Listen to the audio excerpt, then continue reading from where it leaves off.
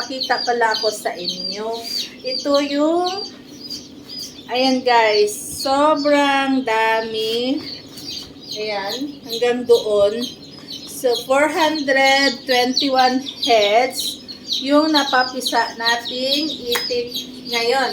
So, sa mga nagtatanong kung ano yung temperature at humidity ng ating pagpapapisa sa ating mga itik, so, ang ginagawa natin guys is same lang na mga incubator. So, ito lang yung ginagamit natin.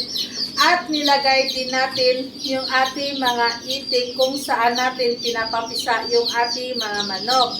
So, ibig sabihin, pwede siyang same temperature sa mga chicken eggs ang pagpapapisa natin na mga duck eggs.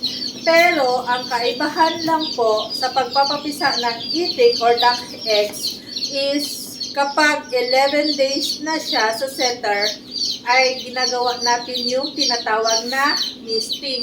Yun po yung pag-spray ng water. So, tap water po siya galing sa gripo sa mga itlog para yung as in totally binabasa natin yung egg para yun yung ma-maintain niya yung moisture sa loob ng itlog. So, hindi siya magda-dry kapag ito ay magpisa na.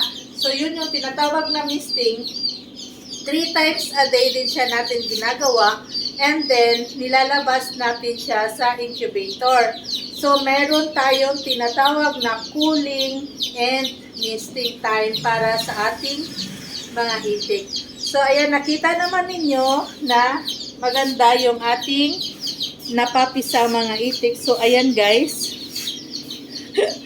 Ayan, so sobrang ganda. So, yan lang guys, sa mga gustong matuto na magpapisa ng itik, yung gagawin ninyo, syempre, unang-una, kailangan yung inyong incubator ay nakaset up, malinis. So, pagkatapos ay kailangan nakaset na po siya sa tamang temperature bago ninyo i-load yung inyong mga itlog. So, pagkatapos niyan, close monitoring, kailangan hindi mag-overheating or mag-low temp para ma-maintain niyo yung tamang temperature na kinakailangan sa tamang pag-develop ng mga itlog upang lumabas na masigla ang mga sisiw.